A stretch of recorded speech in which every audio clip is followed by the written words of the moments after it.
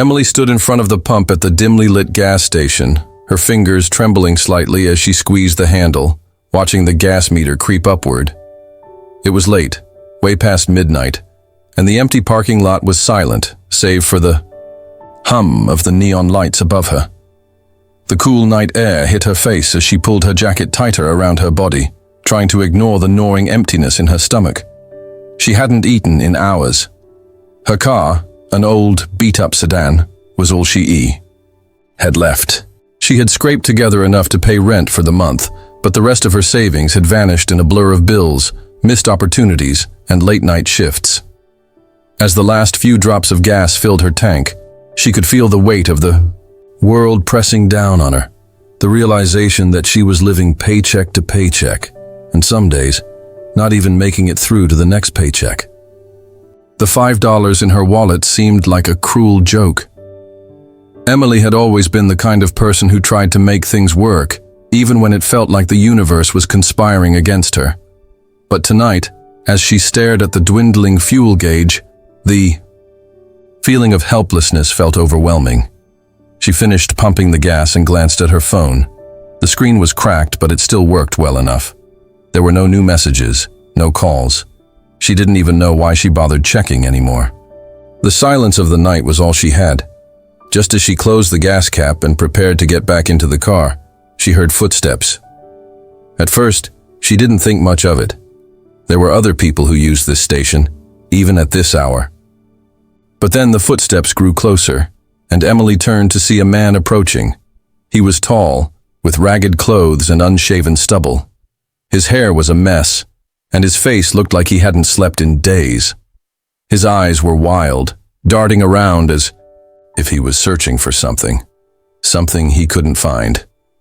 "Excuse me," he said, his voice hoarse. "Can you help me out? My car's out of gas, and I don't have enough to fill it up. I just need a little bit to get to the next town." Emily took a step back, instinctively putting a hand on her car door. Something about the man made her uneasy. She had seen enough to know that people in desperate situations could do desperate things. But there was something in his eyes. Something raw, something that made her pause. "I'm sorry," she said, her voice quiet. "I don't have any cash on me." The man's face fell and he rubbed his hand over his tired eyes. "Please. I'm really not trying to cause trouble. I just need to get home. I haven't seen my family in weeks." Emily looked at him, then down at the gas pump, where the digital numbers glowed faintly in the darkness. 485.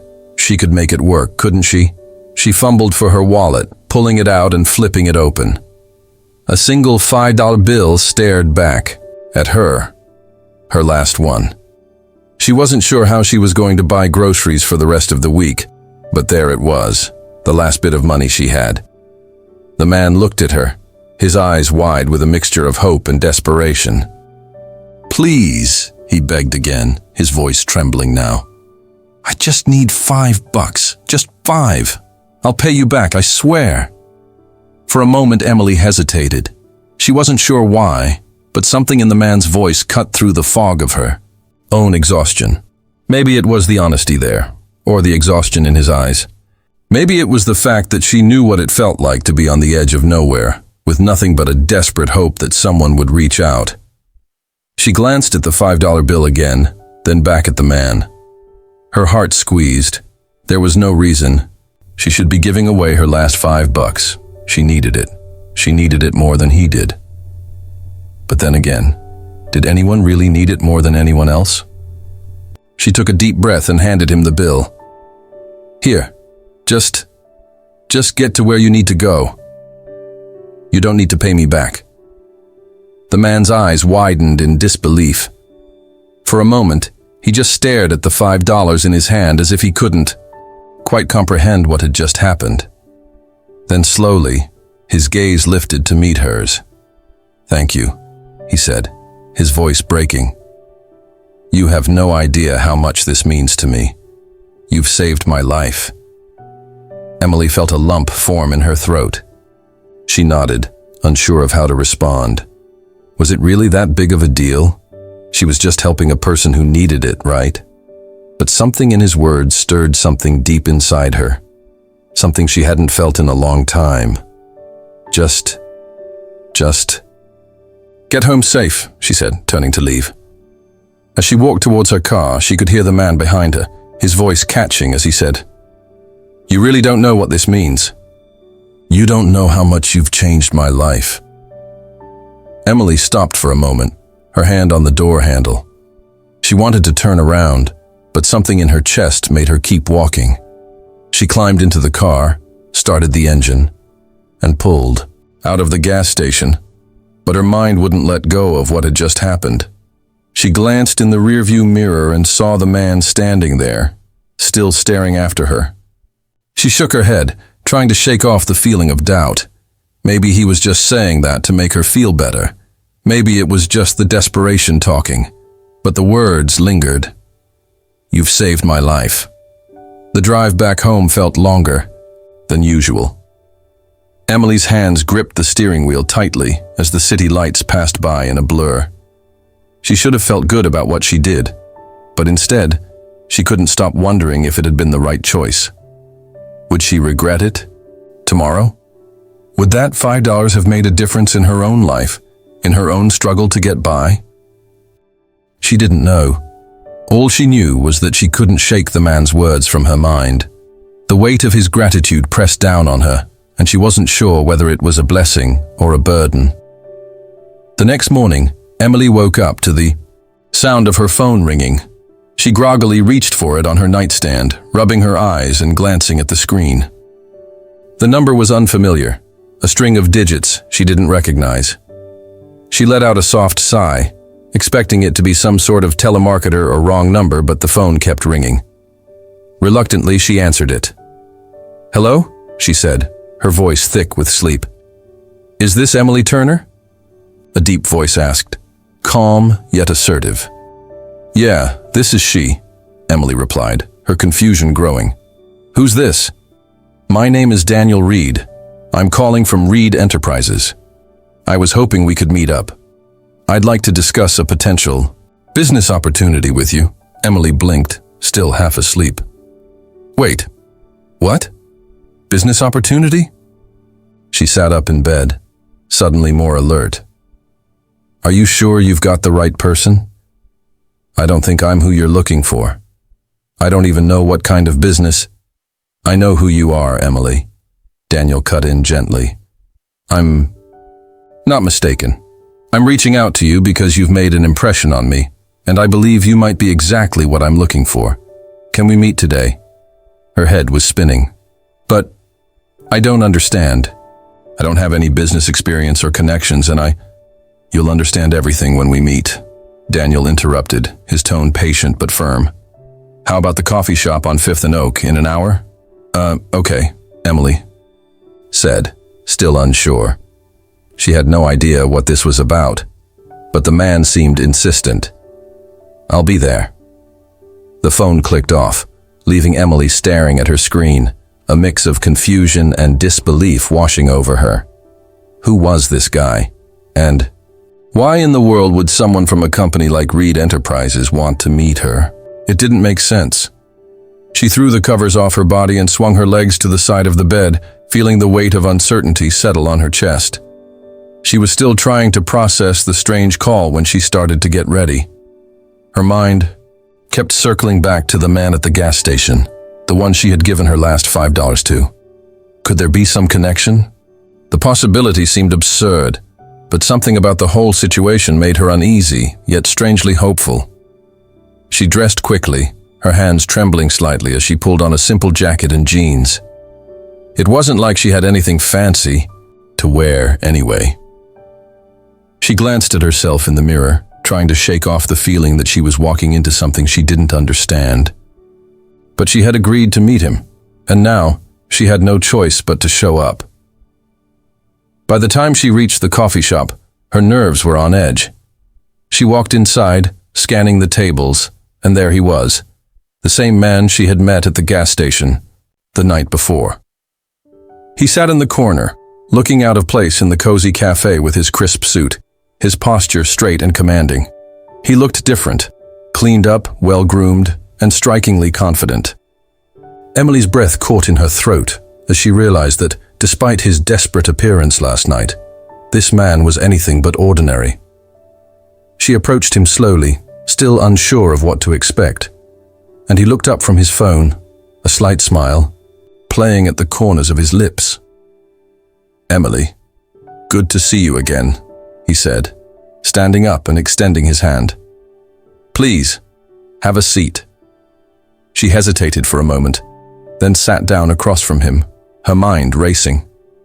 I don't understand. You were at the gas station last night. You needed $5 for gas, and now you're here, in a coffee shop, looking like a completely different person. What's going on?" He chuckled softly, shaking his head. "I know this must be confusing for you, and I apologize for that. But I need you to hear me out. There's more to my story than you realize." Emily looked at him, still processing everything.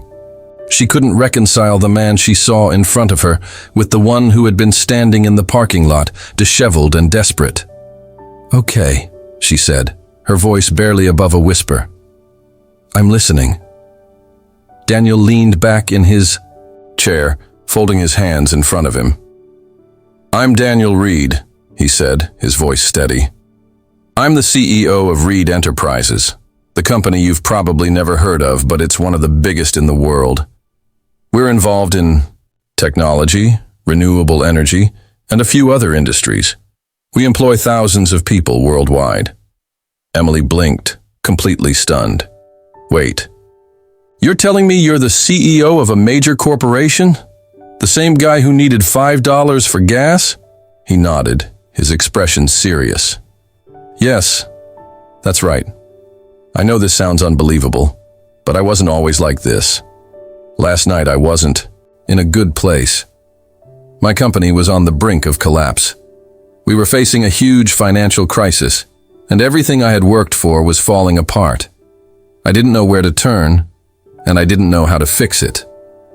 Emily's mouth went dry. "But you're a billionaire, right? How could you not have any money?" Daniel sighed, rubbing his temples. "I had money, yes, but money doesn't solve everything. I had lost sight of what really mattered. My family, my values, my integrity. I had gotten so caught up in my empire, I forgot about the little things, the people who make all of this possible, the ones who help us when we don't even realize we need help." He paused, his gaze softening as he looked at her. "Last night, when you gave me that $5, it wasn't just a donation. You gave me more than money. You gave me hope. And that's something I haven't had in a long time. Your kindness turned my perspective around. It reminded me of who I really am, of what I'm capable of, and what I owe to the people who've helped me along the way." Emily shook her head, struggling to comprehend what he was saying. "I don't understand. So, you're saying that because I gave you $5, you decided to turn your company around?" Daniel smiled faintly. "Not exactly, but it was a turning point. That small act of kindness made me realize that no amount of money can replace the simple things in life, the moments of human connection. I needed to make things right, both in my company and in my life." He leaned forward slightly, his gaze intense. "And that's why I'm here today. I want to offer you a job, Emily, a position at Reed Enterprises, something that would give you the financial stability you deserve. I want to help you get back on your feet, and I'm offering you a salary, a six-figure salary, because I believe in what you did for me. I believe in you." Emily's head was spinning. This couldn't be real, could it? A job at one of the wealthiest companies in the world. She had never even thought about working for a major corporation. I don't know what to say," she stammered, still in shock. "I mean, I don't deserve this. I was just trying to help someone out. I'm not qualified for a job like that. You've got to be mistaken." He shook his head. "You're more qualified than you think. You just haven't had the right opportunity yet, but now you do." And I'm offering it to you, Emily. Take it, and let me help you." The weight of his words hung heavy in the air as Emily sat there, stunned, caught between disbelief and gratitude. She wanted to say no, to tell him she didn't deserve such an opportunity. But deep down, she knew this was the chance she had been waiting for, the chance to change everything. But it didn't feel right. How could she accept this? How could she take something so generous from someone she barely knew? Would it be the right thing to do? Emily stepped into the gleaming marble lobby of Reed Enterprises, her heart racing. It had only been a few weeks since Daniel's unexpected offer, and she still couldn't shake the disbelief that she was here, working at a place that was beyond her wildest dreams. She had never imagined herself in a corporate environment like this one. The sleek glass walls, the polished floors, the smell of expensive cologne wafting through the air, everything about it screamed wealth and power. At first, it had been a whirlwind. The company's operations were vast and complex, spanning multiple continents, with billions of dollars in revenue. Emily was given a corner office with a view of the city that took her breath away every time she looked out of it. The work was challenging, but she quickly adapted, amazed at how easily she was accepted into the fold. The people around her were driven, focused, and always seemed to be a step ahead. They had a sense of confidence that Emily admired but couldn't quite understand. At first, Daniel had been kind, patient, and supportive, encouraging her to find her footing in the company.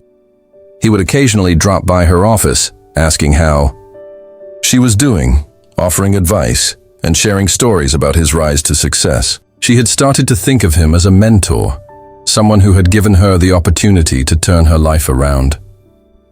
But as the days passed, something started to shift. He became more distant, more cold. His visits to her office became less frequent, and when he did speak to her, his words were clipped and terse. She started to notice subtle changes in the way he behaved. The warmth he once exuded was replaced by a steely, calculated demeanor. His eyes, once filled with compassion, now seemed to carry a glint of something darker, something that made her uneasy. One afternoon, Emily sat in her office, reviewing some financial reports when a sharp knock on the door interrupted her thoughts.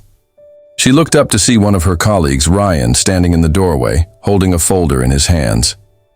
"Hey, Emily," Ryan said, a grin playing at the corners of his lips. "Daniel wants to see you in his office, now." She nodded, setting down her pen and following him through the sleek corridors to Daniel's private office. The door was open, and Daniel was seated behind his massive oak desk, his attention focused on a stack of papers in front of him. "Come in, Emily," he said without looking up, his voice flat. She stepped inside, feeling the weight of the room pressed down on her. The air was thick with tension, and for a moment she wondered if something had changed between them permanently. "I need you to look over this deal," Daniel said, pushing a folder across the desk toward her. "It's a big one. Millions of dollars are at stake.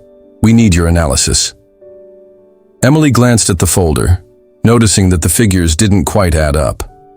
It wasn't her area of expertise, but something about it didn't sit right with her.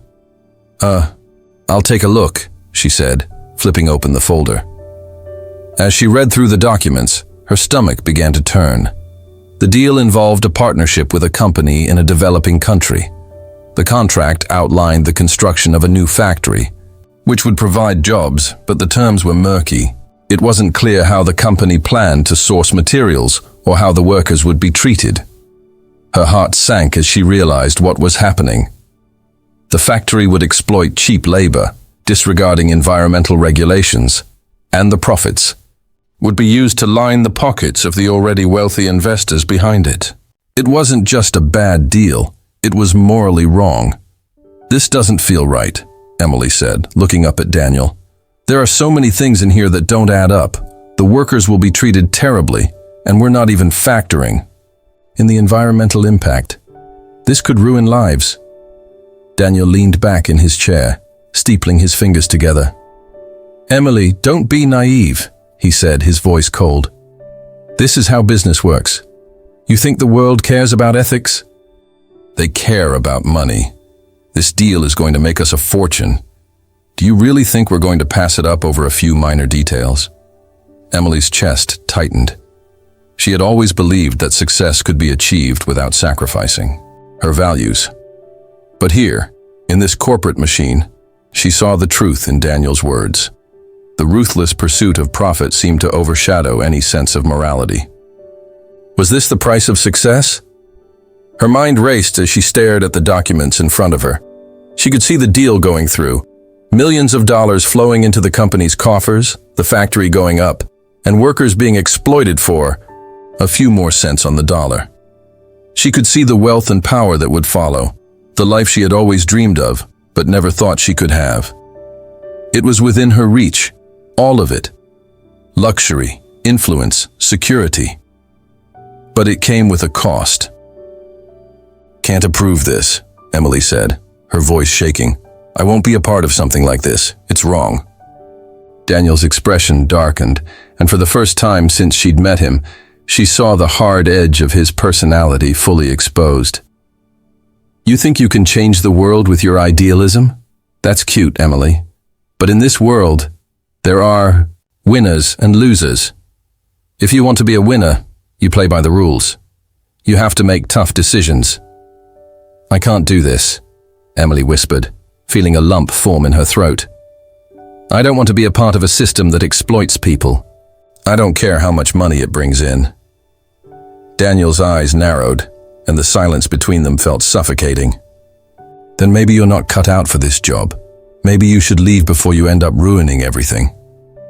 The words stung, but they were like a slap of cold water, forcing Emily to confront the reality of her situation. She had made it, to this point. But at what cost? The temptation to take the easy route, to accept the wealth and power that came with the deal, was overwhelming. But she knew that she would never feel at peace with herself if she chose to ignore what was right. "I'm not leaving," she said, her voice firm, "but I can't support this deal. I'll find another way to help the company, but not like this." Daniel stared at her for a moment, as though trying to gauge whether she would back down. Finally, he sighed, leaning forward with his hands on the desk. "You're making a mistake," he said, his voice cold. "But fine, do what you think is right. Just know that if you keep questioning everything, you're going to find yourself alone. No one at this company cares about ethics. They care about results." As she left Daniel's office, Emily felt the weight of his words press down on her. The tension inside her was unbearable, and for the first time, she felt the full force of the decision she had made. She had a choice to make: stand by her principles, or walk the path that would lead her to wealth and power beyond anything she had ever imagined. But at what cost? Her moral compass was being tested in ways she had never expected. The world of Reed Enterprises was seductive, intoxicating. But she knew deep down that if she allowed herself to be consumed by it, she would lose everything that truly mattered. The temptation to take the easy route, to let go of her values, was there. But so was the fear of losing herself in the process. And that fear, along with the haunting image of the workers who would suffer, kept her awake long into the night, her mind spinning with what-ifs and the consequences of every choice she might make. Emily's office felt colder than usual as she stood by the window, looking out over the city. The skyline was bathed in the golden glow of the setting sun, but she didn't see the beauty of it anymore. Everything felt numb, as though a thick fog had descended on her world. The realization had hit her hard. There was no way out of this company without facing consequences. Every day, she was surrounded by the whispers of unethical decisions, the subtle corruption of the system, and the growing pressure to conform. The final straw came when she overheard a conversation in the A hallway, whispers about a new deal that was going to push even further into shady territory. A new manufacturing plant would be built in a country with minimal regulations. The workers would be forced into labor conditions that were borderline slave-like, and the environment would be disregarded completely. The profits, of course, would roll in and the higher-ups would sit pretty while the rest of the world suffered. It was the final confirmation that what she had feared all along was true. She had joined a system built on greed, and Daniel, the man she had trusted, was at the heart of it. Determined to confront him, Emily marched down the long corridor of Reed Enterprises, her footsteps echoing with each step. When she reached his office, the door was ajar. She didn't knock, she just entered. Daniel looked up from his desk, his sharp gaze piercing through her, as though he had known this moment was coming. "Emily," he said, his voice smooth but tinged with annoyance. "I was wondering when you'd come to see me." "You knew." Emily spat, her voice quivering with anger.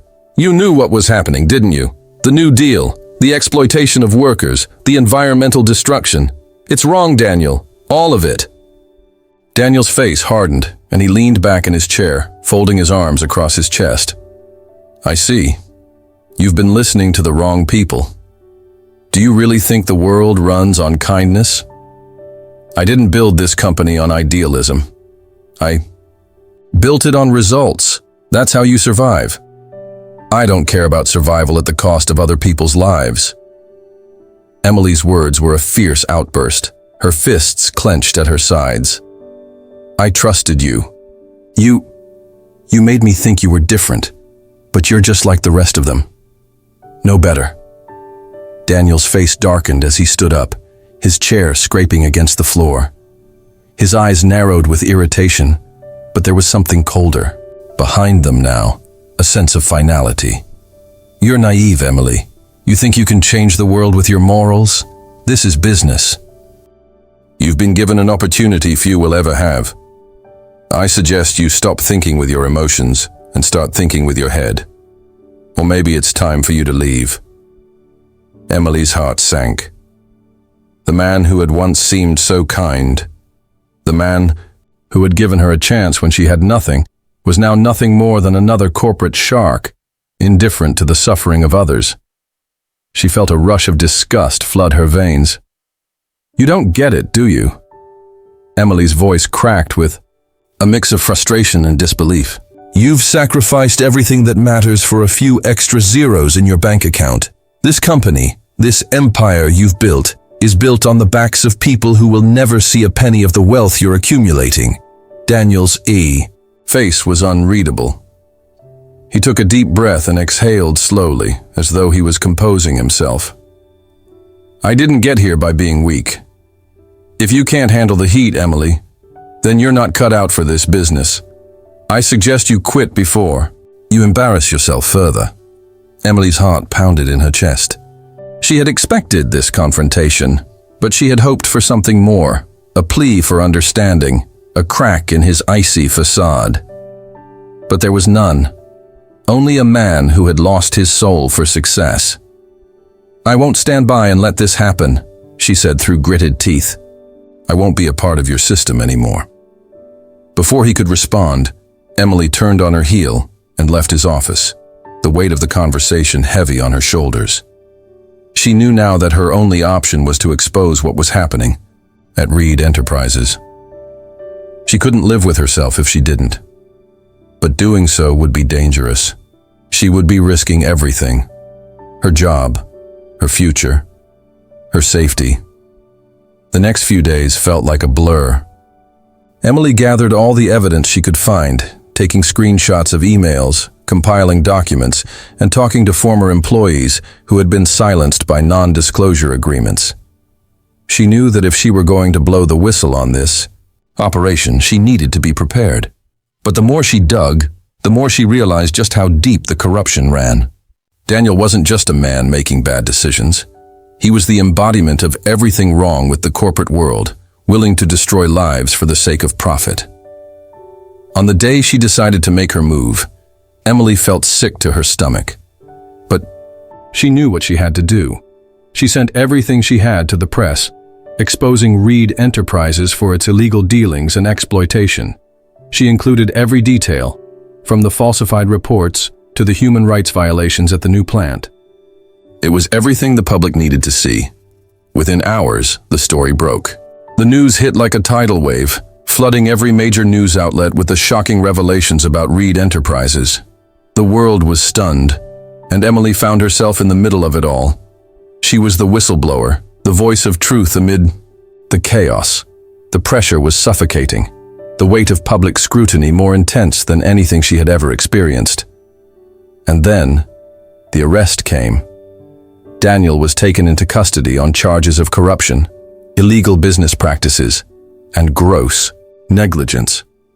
His empire, built on greed and exploitation, began to crumble in front of everyone.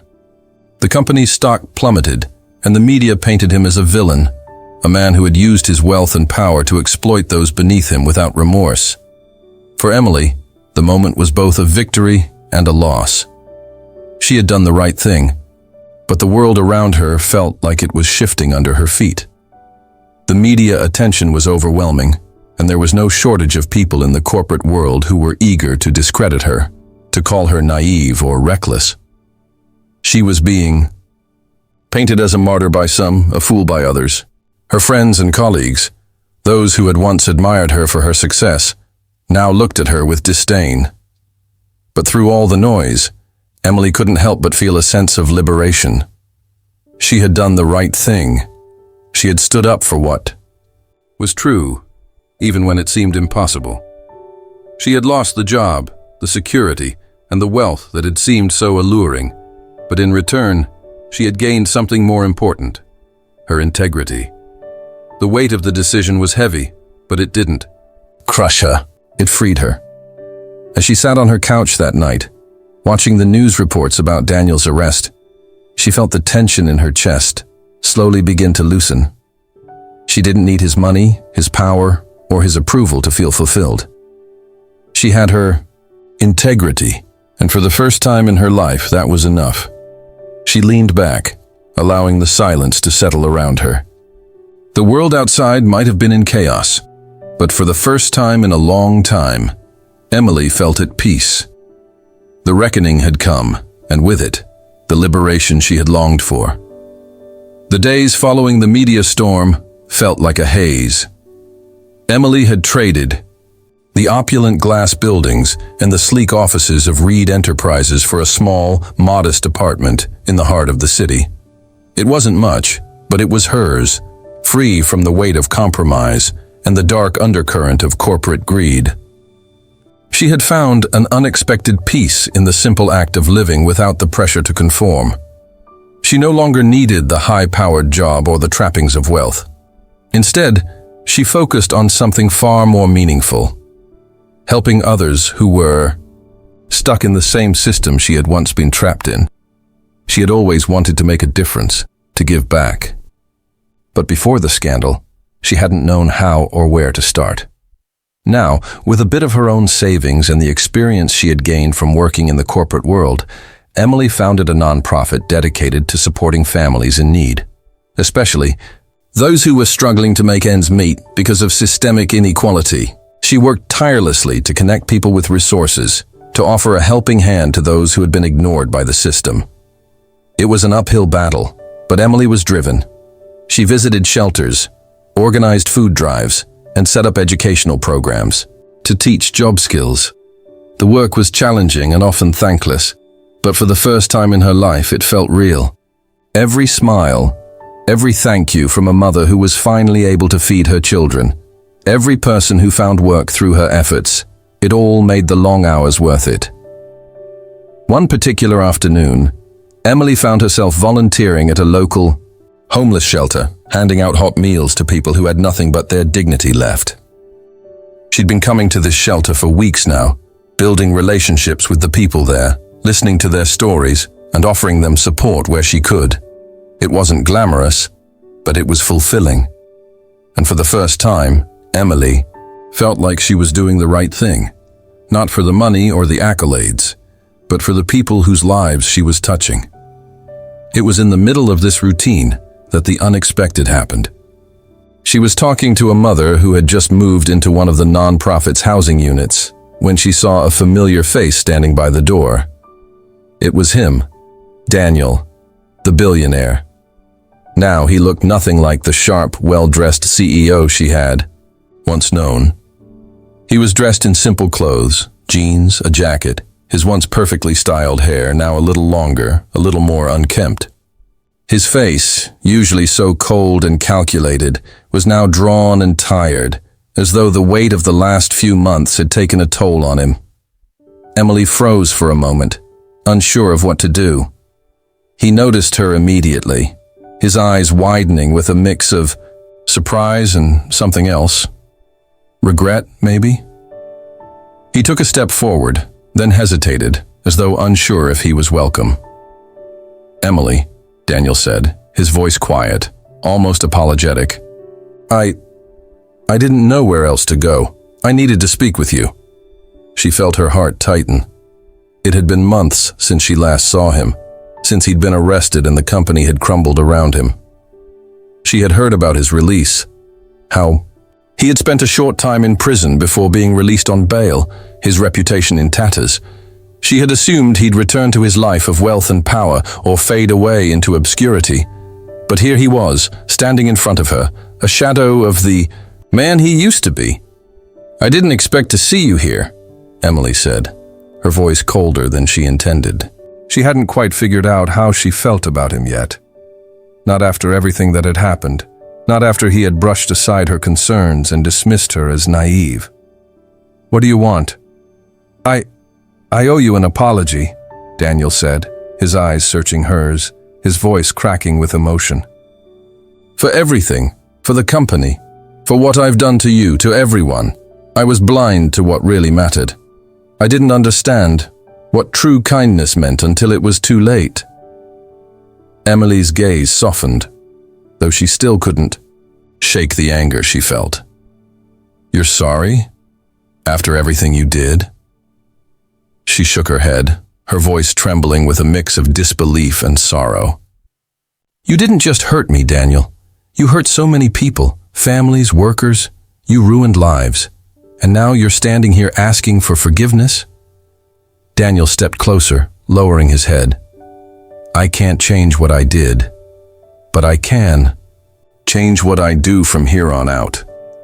And I owe you that much. I've spent the last few months trying to figure out who I am now, what I can do to make up for the harm I've caused. I thought, maybe if I could help you, if I could support your work in some way, maybe that could be my redemption."